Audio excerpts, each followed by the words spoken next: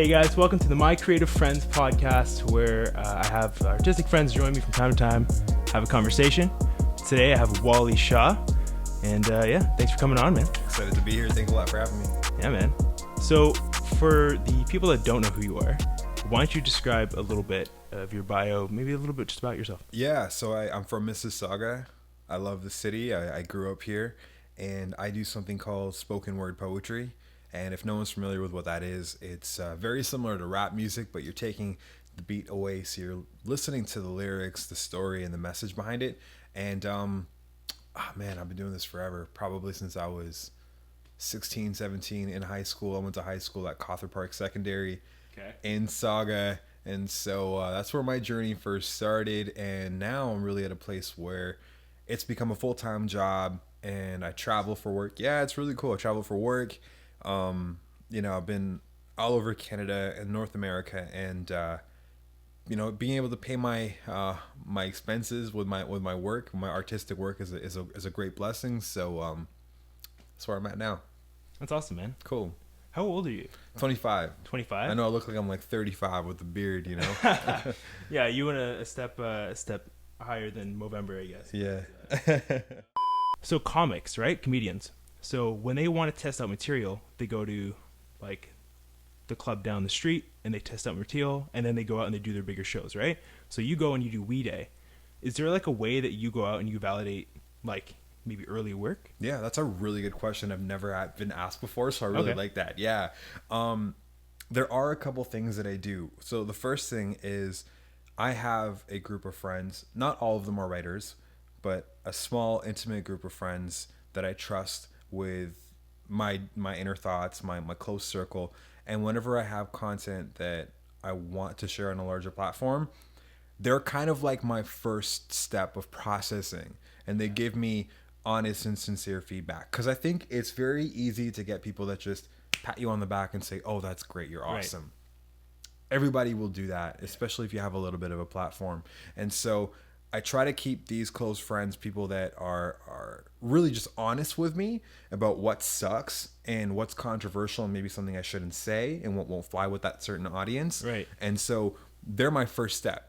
And if they, not necessarily that they have to approve it, but I get their first opinion and their honest judgment.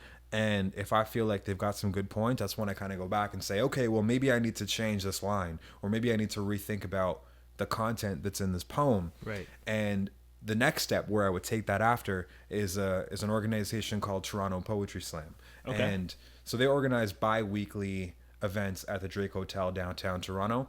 And for any aspiring upcoming poets, if you're interested, definitely check them out. They have open mic nights / poetry slams. And so it's a very small, intimate crowd, like 30, 40, 50 people. And anybody can sign up and go perform. And I actually started there when I was like 16. Oh, wow. So that's my roots really when I first started. And were you the youngest person in the room? Probably at that point. Yeah. A lot of people were in their 20s. And so when I got up there, I was like, I don't know what I'm doing, but I'm just going to give it a go. Yeah. And so it's kind of still like that now, right? I got new content I'm not too sure how I feel about, and I gauge the audience based on whatever they feel, right? So that way it's a new crowd. They don't know, most of them don't know me. See how it goes. And if it goes well, then I know I can carry it forward and other people would like it. Right. Yeah. So the stuff that makes it to WeDay, so that stuff's you've already tested that out through your close personal friends. You've gone and you've done some slams, and you're like, okay, I'm really confident in this. I'm going to go and do this. Yes and no. Okay. It's see, particularly for what I did on the WeDay tour was something that was catered to a very young audience. Right. We're talking about like 9-year-olds to like 12-year-olds, right? Yeah. So these are kids in middle school. They may not understand big concepts. If I try to do a really great poem that for me might be amazing and political and socially conscious, might fly right over their heads, you know? So you got to think about your audience, right? Yeah. Like, what do they want to hear about? Do they want to hear about, the crisis in Sudan? Maybe, but most of them might not get it. Yeah. Okay, but do they want to hear about the Avengers? Yes, they all love the Avengers. You know what I mean? So they want to hear about Fortnite or Minecraft, or, you know what I'm saying? Yeah. They gotta be spoken to in the language they understand. Yeah. And so if I bring in great geopolitical concepts, it might fly over their heads, right? So a lot of my friends might be, oh, that's a really good poem. Right. I really like the concept. You're talking about a lot of really important things. But for these kids, some of them might know it, but it's just like, okay, going over my head. So I had to do whatever I could to keep them engaged for while I was there. And so that wasn't necessarily things that I needed, to go to the Drake Poetry Slam for, because no one would really get that there. Yeah. But I did talk to a few people that had done WeDay before. Okay. And I had done WeDay. I'd worked with WeDay for many different occasions before, so I knew what to expect. And so, and I went there when I was like 15 as well. So I knew what was going on. And so that was kind of one thing I was like really confident in. Mm-hmm. And when I sent them the poem, they all loved it. So I never really had any issue there. But it's really about the other events, like I got invited to do a performance for the Super Bowl last year. And it was insane. It was really cool. Like, it wasn't the actual Super Bowl, but it was it's tied. That's awesome. It was tied to it, right? So, it has some crazy stories from that event. But that aside, what the concept of the poem, what the client had asked me to do was write about the LGBTQ community in sports. Now, I'm not part of the LGBTQ community, and I don't know too much about LGBTQ athletes in sport. How do you write about that if it's hard, if you can't personally relate to it? Exactly. Tough thing, right? Yeah. And so here I am, I'm in this position where they're like, all right, you got to do it. I'm desperately trying to get like the right ideas and doing a lot of research on what should be expressed. But I can't speak to those values. So I don't really have the best understanding of what to write. And so it's like 3 days before, and I still haven't gotten anything. And I'm getting these emails from the client that I'm not responding to because I'm still trying to figure this creative thing out. You can't force it either. No, of course. Right? And so it just comes to the point where I got to get something to them. It's 3 days before the event. I force something out. It's super generic. They absolutely hate it. Oh, man. Yeah. And so like I'm on the plane and I'm like, man, what do I do? Yeah. Right? And that's when just calling people that have that lived experience is important, and just getting their narrative. Because like you said, what's engaging about spoken word? It's the narrative. That's why people listen to it. And so I called a friend who was part of the community, and I was like, what do you think about this? Like, I really need your opinion. I need your thoughts. What should I talk about? Mm-hmm. And that individual was like, don't make it about being gay. Make it about just inclusivity in general. Because that way it's more than simply just being LGBTQ. Yeah. It's about all people. Yeah. It's about people that are, women that can't play sports. Guys don't want to pick them up and put them on their team. So, girls don't get to play, right? Or it's about the guys that are perceived as not good enough, right? So they get told to sit off on the side, or they get picked last, or, Right, because everyone knows what it's like not to be included in something. Absolutely. Right. Or it's the kid that has a disability who's constantly told, sorry, man, like, you're not going to be able to play with us. But maybe he's actually better than some of the guys on the court. Yeah. And so, and that's where I kind of thought, okay, cool. Like, I can take other people's narratives. It doesn't necessarily have to be my own, but I can take other people's narratives and then bring that into the picture. And that has opened so many doors for me the second that I started doing that. And so sometimes as a creative, as an artist, what you have to realize is it's not about you and it's not about your story. Sometimes it's about their story and giving a voice and amplifying their message. And I think a lot of cinematographers and photographers do that very well, where it's a portfolio that's their portfolio, but it's so many different people's stories. You know what I'm saying? It's capturing those stories, capturing those moments in time, and that's what makes them good at what they do. And so I just realized, I got to shift that perspective to, it's not about me anymore, but about other people's stories, and that has helped me tremendously. That's awesome. Yeah. I think it's so important to lean into the creatives around you in your space and get advice from them too, right? Like, it's funny because you were talking about this when you were initially talking about it, and you're like, how am I supposed to relate to this? I was starting to think about, like, a musician. Like, you think of Ed Sheeran, he's an incredible songwriter, but then asking him to write a rock song would be like, why would, how can he do that? Yeah. But then he links up with, Bruno Mars and Chris Stapleton, and they put out that track, right? Like, insane, right? But it's leaning into the people that know and giving you, I love that. That's awesome, man. Yeah, and before you go on, just to piggyback on that idea, I think it's also about understanding niche, right? Because you may have a really good niche and you may be good at something else, but one, you need to be able to diversify, and also on the point of collaborating is tap into other niches that can help you grow as an artist, but also grow your brand, grow your audience.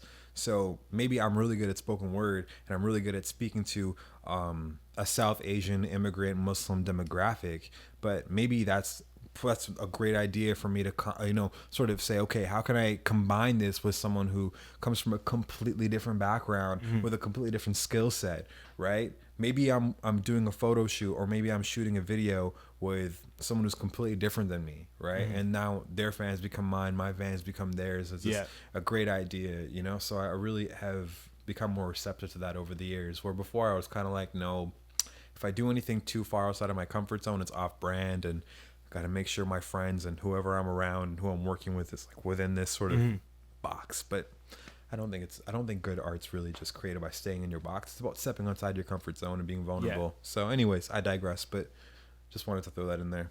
There's one thing I wanted to touch on that you were talking about. So we were talking about the validation process, and you said, typically phase one is you have this really close group of friends, right? How important is it to have that close group of friends, especially when a lot of the content that you're creating is super personal, right? Like I think of home, right? Like, does it help when it's someone who's very, very close to you that you can trust with such an emotional, like, heavy thing? People, I think one of the biggest things for people is just to have people you understand around you, right? And I've been very fortunate ever since I was younger, in high school at Cawthra, to have people that wanted to take the time to understand what I was going through, what I was experiencing, whether it was in the form of a teacher or in the form of a good friend. And the friends that I have then are the same friends that I have right now. I've never changed my circle of friends. I've never felt like, I got to hang out with more artists now because they're going to understand me better. Yeah. No, I don't think that's necessarily true. I think the people that have seen me grow up, even if they're not artists per se, they're going to understand me. They've seen me grow up. They've seen my transition between, really fighting for the opportunity to do a career that, frankly, my parents wanted nothing to do with. Really? Yeah, because they were like, well, you're wasting your time because if you do this, you're not going to go anywhere with it. And how many people really make it a career? Even if you are successful, is it going to pay the bills, right? Which is a very legitimate concern. Right. And if I was a parent, I would probably have the same concern for my child. And so the friends that were there for me through that tell me, keep doing your thing. We don't understand it, but try, make it happen. They're still there. They're still my best friends now. And I've always felt like the people that have seen you grow and have seen you progress are the ones that you don't get to eat with, you know what I mean? Like you want them at the table when you're there. When you got a table. When you had no table. You eat on the floor, you know what I mean? But now you got a table. Legs crossed. Like we do in my culture, right? Yeah. And so now you get to eat with them at the table. And I think that's what's great. And I've kept that same group of friends. And so, that support system in terms of validation and looking for, in what direction you want to grow, where you want your brand to sort of take place. Like the people that have seen you grow from the beginning, I think they deserve a say in terms of where you are down the road. So I really feel like that's been important for me. That's awesome. Yeah.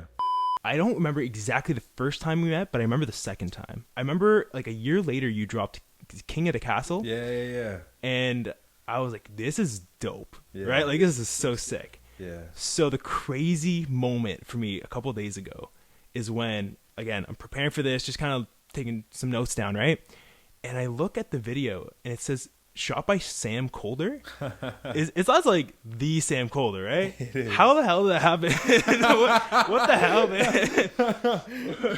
man? Sam and I are good friends. That's sick. We're really, really, really good friends. I don't see him as often as I used to because he's off doing great things in the world, and I'm very proud of him. But we grew up together. I knew his older brother who passed away, and he was a really good friend of mine, Tim Colder, and Tim introduced us first, and we just hit it off. He was a young kid that had a lot of potential, that was excited to try new things, and we both went to Cawthra.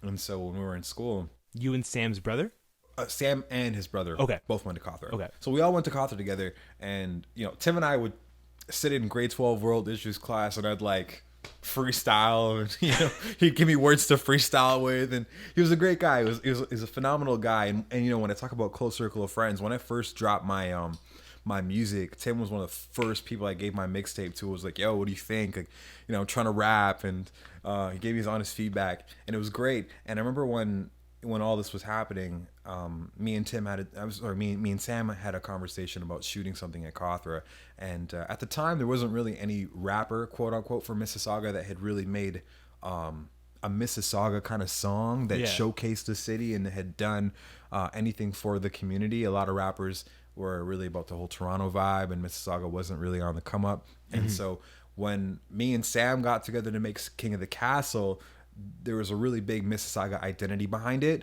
And I think that's the reason why it did so well a few years ago, was because that was the first time people saw the Monroe Towers. People saw Square One and Celebration Square. A lot of people obviously saw Cawthra. And so, people recognize these locations. They saw these things and they were like, wow, we've never seen that before. And then on top of that, the message was atypical for most rappers, right? I was talking about anti-bullying and, there was a really good message behind it. So a lot of things kind of clicked at the right time. I was young. I was 18. And so, people were that younger demographic was really vibing with my stuff. And so it got a couple 100,000 views. I think it was like 130 or something. And so it's up there. Yeah, it's up there. It got a lot of views. And so people were like, wow, who's this Wali kid? Right. And who would have thought? Now Sam's like absolutely killing it, all over the world. So humble beginnings for all of us, really. Right. Humble beginnings for Sam. I remember when he was still doing things in Mississauga with me and really working so hard, and he had a tough time when his brother died, and he grinded. He made something happen for himself, and I'm so proud of him. And I know how hard he's worked, and so I look to him and I look at that's my inspiration as well, as a young kid from Mississauga, now a little bit older, but still, I want to be growing and continuing to expand my brand and do well. So I'm lucky to have some good people in my circle, man. I want to get to a segment on my brand new show that I introduced on the first episode. It's going to be a little different. So it's called Behind the Snap. Okay. Now, obviously you're not a photographer, so we're going to do it a little bit differently. I'm going to reference 3 different performances that you've done and give me a bit more context. You're going to talk about it a little bit, and I'll ask you some questions. You'll know where to go from there, but are you cool with that? Sure. Let's do it, man.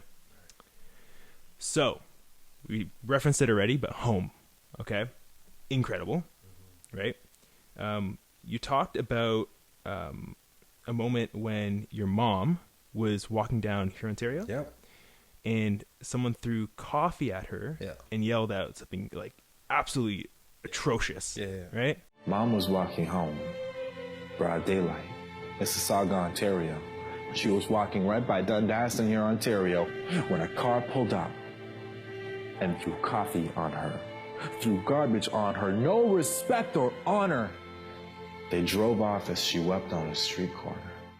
So, did you find out the day of? Were you too young? When did you find out? What were you feeling in that moment? Tell me a little bit about it. I found out right after, and the initial reaction was this frustration and this anger, which anybody would feel. Of course, right? Yeah. That's a given. Yeah.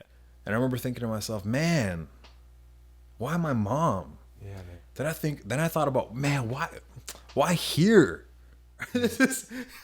We're talking about Mississauga here, and then on top of that, we're talking about here, Ontario and Dundas. This is a very diverse place. Yeah, so we're not talking about middle of Quebec somewhere, right? So when it happened, I was angry, I was frustrated, but then I was also confused. This doesn't add up or makes any sense. And I think when I really delve into it deeper, it sparked something in me, because I knew I wanted to say something. And I wanted to talk about it, but it wasn't just about my mom, dude. It was so much deeper than that, because so many people have experienced that discrimination that I couldn't just talk about my mom and leave it at that. There were so many other stories that were so similar, right? Whether someone was called something that was an awful term, or whether someone was physically, hurt or harassed or something. And so, when I did my TED Talk and I shared this poem, I just knew I had to talk about that. And the other misconception is, we talk a lot about white privilege, and that's important to recognize, but there's a lot of things we miss when we talk about that, because a lot of quote unquote white people, when you think about it, have actually struggled in many ways that are similar to the struggle of my mom. And so when I think about white people 60, 70 years ago. I think about Polish people. I think about Italian people. I think about Portuguese people. When those people came to Canada 70, 60 years ago, they had to change their last name so they could put food on the table for their families. They didn't get work. They got treated like second-class citizens. So here we are now, 70 years later, Muslims are being treated the same way. You know what I'm saying? Yeah. So I'm really delving into these issues and I'm thinking about it and I'm like, shit. A lot of people have experienced this. Mm-hmm. And if we just took the time to acknowledge what we've been through collectively, we actually realize we have more in common with each other than we do in difference. And so that became the basis of my advocacy. It wasn't just about, preventing this from happening to South Asian middle-aged women that were Muslim. No, it was about advocating for people that have been through these life experiences in general. I did it in Italian girl for a few years. Mm-hmm. Her grandparents went through the same shit my mom did. You know what I mean? And so I feel like these things are very intricate and detailed, and you have to really get to the root of it to really understand how big and complex these things are, And so that really opened up the door to do a lot of work on diversity and inclusion, and then speak at schools about these issues as well. Because when you think about it, this happens at schools all the time. These kids, they see people that are different and they have these prejudices, and unfortunately society has taught them to hate them because they don't understand them, to not really look into their ignorance. And so it gives me a good opportunity to have these conversations with a lot of young people. So as much as it sucks, a lot of good has come out of it. Yeah. You wrote that a little while ago, right? Mm-hmm. How long was it? About three years ago. Oh, 3 years ago. Okay, it's not too long. Not too long. Yeah. It's cool. Is it one of your favorites? Actually, I had a question too. How often do you recycle content or recycle poems, or do you do it in like one show or a couple shows, and then a few years later you're on to new things? Or yeah, I try to recycle my content as much as I can. Okay. I haven't released much lately, and there's a good reason for that. I have been through a lot for the past year and a half, and I can talk about it, but it started from this awful accident. This drunk driver hit me, almost killed me, to graduating university, taking almost 2 months going to Europe. I took a lot of time to experience what life really is about, and to find my soul, and to find who I am, and to look into spirituality, to look into politics, to look into society, and really, what do I believe in? What are my political views? What are my social views? How do I feel about all these? How do I feel about God and my relationship with God? Does he exist? Is it real? Is it a fallacy? I had all these questions, and I was going through a lot, and I had content that I wanted to put out, but I put it all on hold because I wanted to answer these fundamental questions and figure out okay, what's my life philosophy? Am I here? In the fullest way that I want to be. And then when I feel comfortable with that, that's when I want to let people in, So I put a lot of things on hold, but right now, 2020, I have some ideas to drop some really powerful stuff, some very, very powerful stuff that no one has heard yet, that is so far beyond King of the Castle and Home, and it's gonna be insane. People are not ready. I know I've taken a step back in a major way, but this is going to be a massive comeback, and I'm just super excited for it. It's going to be cool. Yeah. Stay tuned for that. Man, I love how you're so passionate about it, and I can see, I believe it. Yeah. I know this is going to be your best stuff because I can see it in your eyes. It is. It's awesome. You know why it's going to be my best stuff? And you know why content is good? Because it's going to be your truest self writing it. That's exactly it. When people force content, it doesn't matter what kind of creative you are. Yeah. Whether you're a rapper, whether you're a singer, whatever if you're a photographer, when you force content, when you're shooting weddings just because you want a whole bunch of money, that's not really what you're in it for. Yeah. And for a long time, I'm asking myself, what am I in it for? What do I want to share with the world? What is the message? What is the political purpose of this poem, right? In September, I'll give you a good example. I did a poem that got attention in a very small niche market, a market of teachers. I wrote a poem thanking teachers for all the great work they do in our community. Okay. First day of school. On Twitter, it got 35,000 views in 48 hours. Yeah. And no one heard about it because it's only for that specific niche market, but it did extremely well. And in fact, it opened up countless doors to to work within schools. On Wednesday, yesterday, I was at St. Joan of Arc Secondary School because this teacher saw that poem, right? And so awesome. I'm making moves now. They're niche market moves, but they're the right things to open up bigger doors. And so I'm very excited for it. And I think when you remember why you're doing what you're doing and you go back to those roots, that's when you get the best content. Why do we relate so much to Eminem's old shit? Because he was talking about things that were like, whoa, that's serious. That's life story. That's him being vulnerable. Yeah. Right? Most rappers out here talking about popping Molly and going to the club and drinking lean. No, like people care. They listen for like a week and a half and then no one hears about these rappers 6 months later. Yeah. You know what I mean? I can talk about so many rappers that are like that. I think that's what's so interesting about Eminem though, is because even for me, so I can appreciate rap. There are a select few rappers that I really like.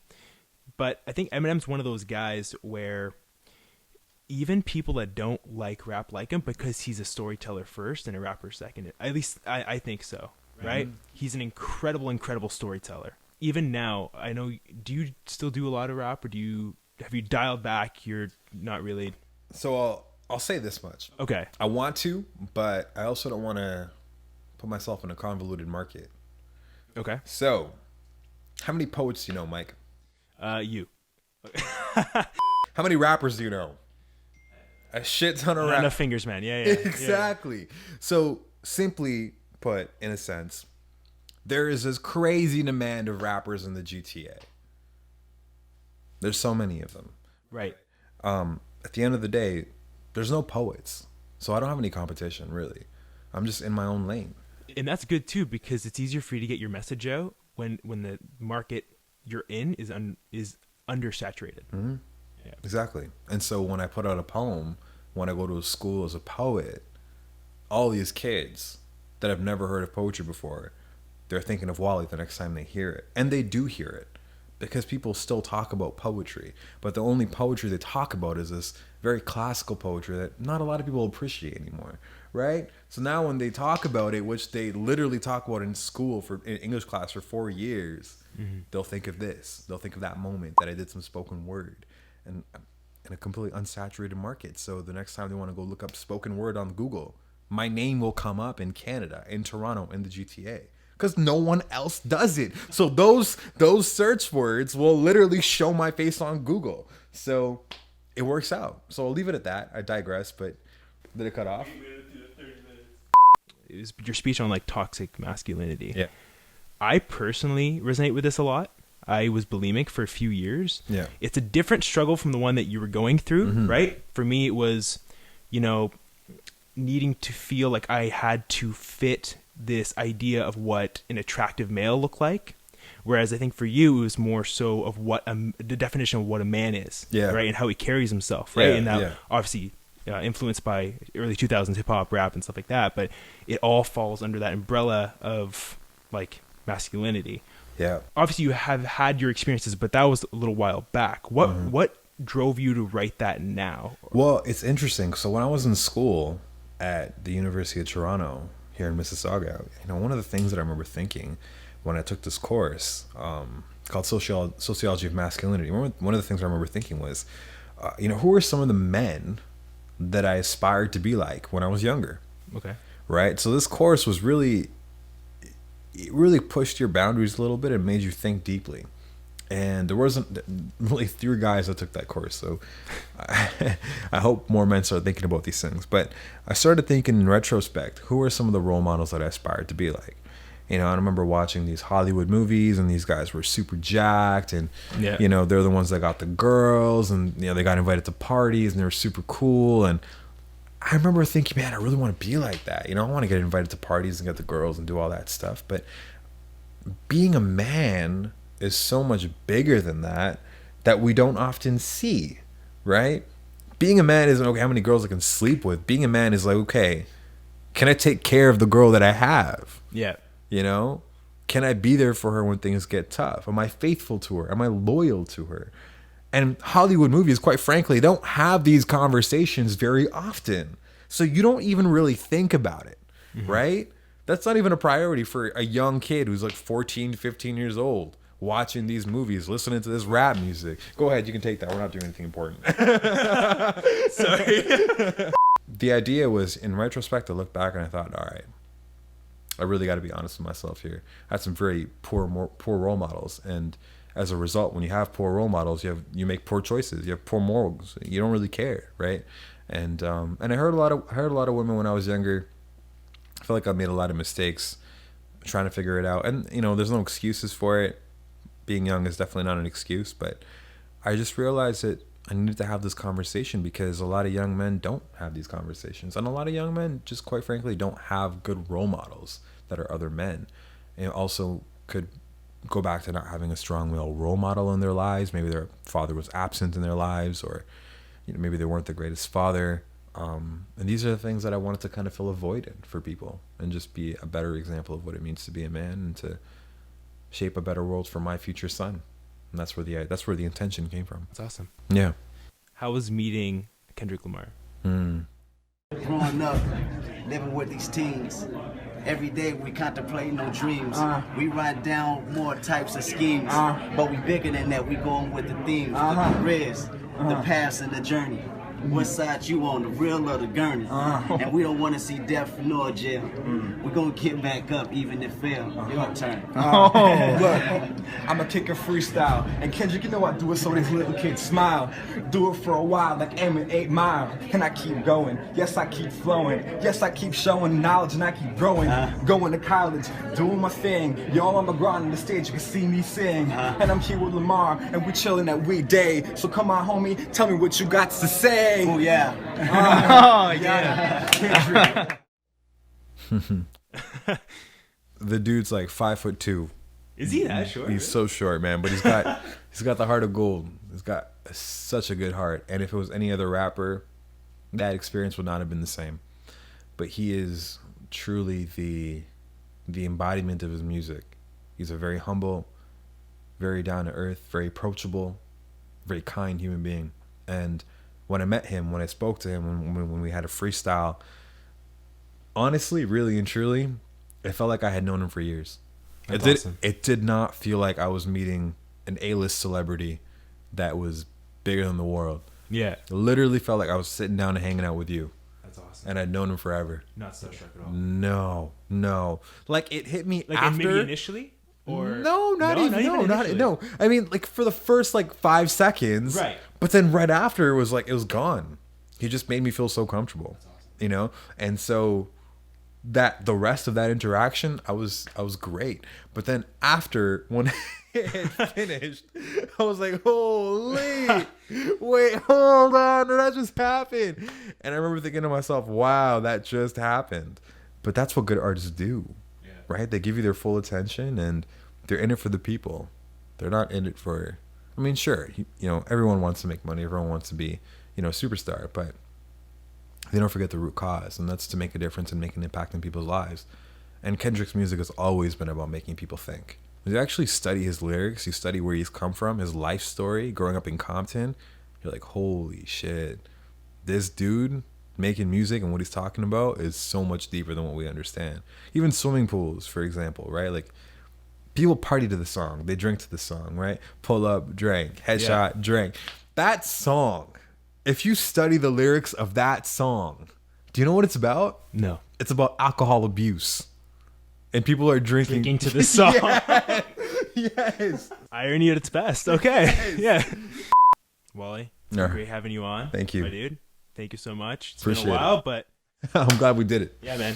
This has been, what is this show called again? My Creative What's Friends. it called? He knows. Want to close off the show? All right, it's been a great time. On behalf of Michael, thanks for tuning into My Creative Friends. There you go. Perfect. Thanks again, my dude. No problem, man. Cool.